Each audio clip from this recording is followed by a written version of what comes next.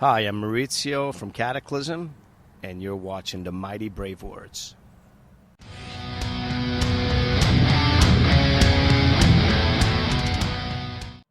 Metal Tim from BraveWords, sitting here with another Canadian metal institution, Mr. Maurizio from Kataklysm, Heavy MTL 2016. How you doing, brother? Good, good. Just got here yesterday night. Already drank my way through this morning, and I'm ready to start another round today. So happy to be here, and happy to see you again, man. No, absolutely.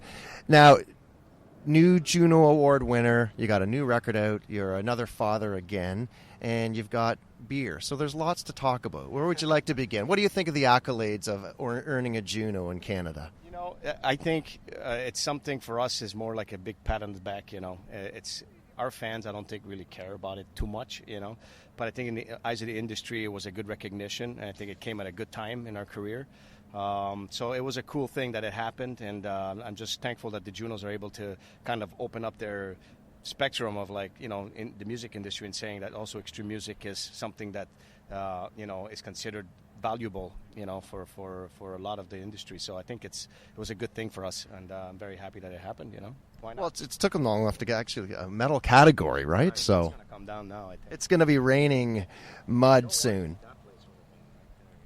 We can blow through this. Yeah, all right, let's do it. Yeah, cool. You brought the rain. So I got the rain. Let's talk about then another fatherhood. Yeah, congratulations. Thank you. I'm not, you know, I'm actually lucky. This one is sleeping through the night, so it's this one's a girl. So for me, that's already a different thing than my last one. It was a boy. I'm hard at the boy. This one, she's got me wrapped around the finger. So you know, it's just family thing now. You know, as you get older, your priorities start changing, and I'm more, you know, I think I've become more docile compared to how I was, which is like always a fighter, but. I'm happy, you know. It makes I need this in this time of my life, so it's been a really joyful 4 months since she's been here, you know. And how do you balance? It's tough to do that, and it's getting harder for me to leave. But it's something that needs to be done, you know. It's my career, and my family understands that, and she doesn't yet. We'll see when she's a little older and she starts realizing Daddy's going for a tour, you know. So we'll see. Now, although we're drinking water right now, as you can see, you've got a fantastic... we've got a column called Eat, Drink, and Be Metal. Right. And you're doing your own drink. Yes. We have our own beer that we made a deal with a Belgian brewer. It's a microbrewery out of Belgium that has been around for about 10 years now. And they're very famous inside Belgium for their, you know, artisanal beer. And they're fans of Kataklysm, and they offered us a deal with them. And I have actually good timing, because our beer's been around in Belgium and France for the last year. It continues to grow, but it's going to be arriving in Quebec next month. So it's going to be a tester run and see how it goes. It's a pretty heavy beer, 6.6%. It's like a white beer in the style of like a Duvel meets a Stella Artois, kind of in the middle. So it's you drink it like champagne. I don't know if you want to really get killed on that. You know, you take 2 or 3 of those and you're flying. You're missing a 6, though. Why? A 6 what? 6.6. No, it's a 6.66. Oh, yeah. But it was so hard to get it to that level. The guy's like, it might be a 6.668, and I'm like, dude, we'll just call it 666. You know, so it's called Saint Tabernacle. You know, if you're in Quebec, you know the word. I think all of Canada knows Tabernacle. You know, so.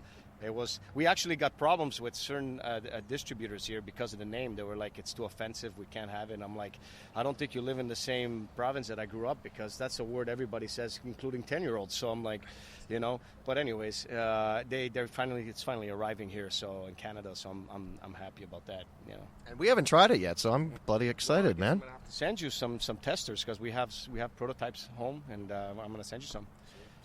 Now, BraveWords is sponsoring your upcoming tour, so tell us about that new journey.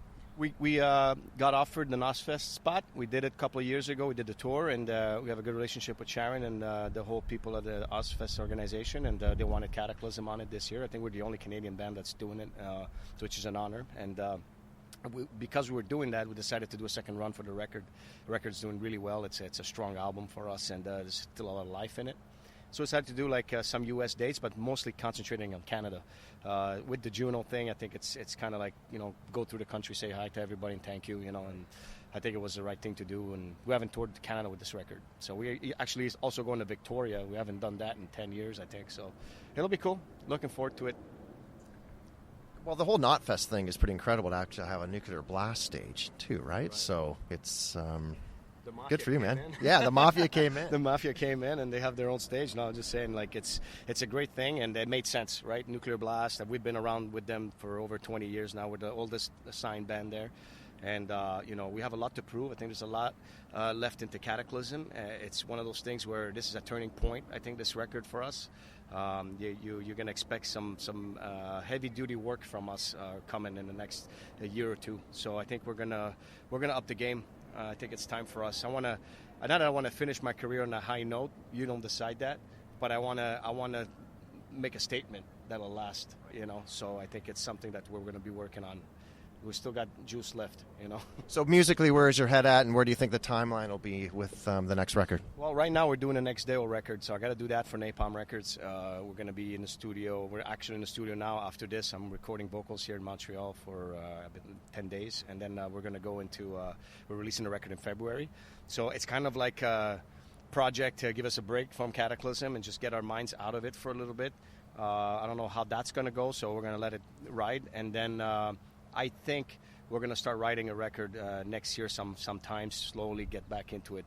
This record is still going, so it's one of those albums where fans are demanding other songs from it. You can't just walk away from it. So we're doing this MTV Headbangers Ball tour in December this year.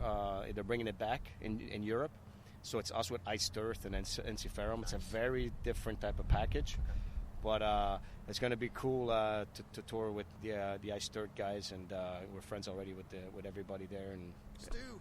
Yeah, and Stu already hit me up, so we're sharing a bus together. So. Oh, sweet. Really yeah. sweet. They put the two Canadian frontmen in the same bus. That just means trouble, man. Yes, absolutely. Thank you for everything that you do, man. Congratulations on the Thank you. thing. Actually, the thanks should go to you.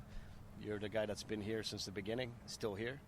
You're bringing a Canadian flag everywhere, yeah. I'll probably bump into you somewhere around the world again. I hope so. So I thank you, man, and thank you for all you guys supporting BraveWords and Kataklysm. Keep it up. And we need you. Without you guys, there's nothing, right? It's big loving. Yep. Cheers.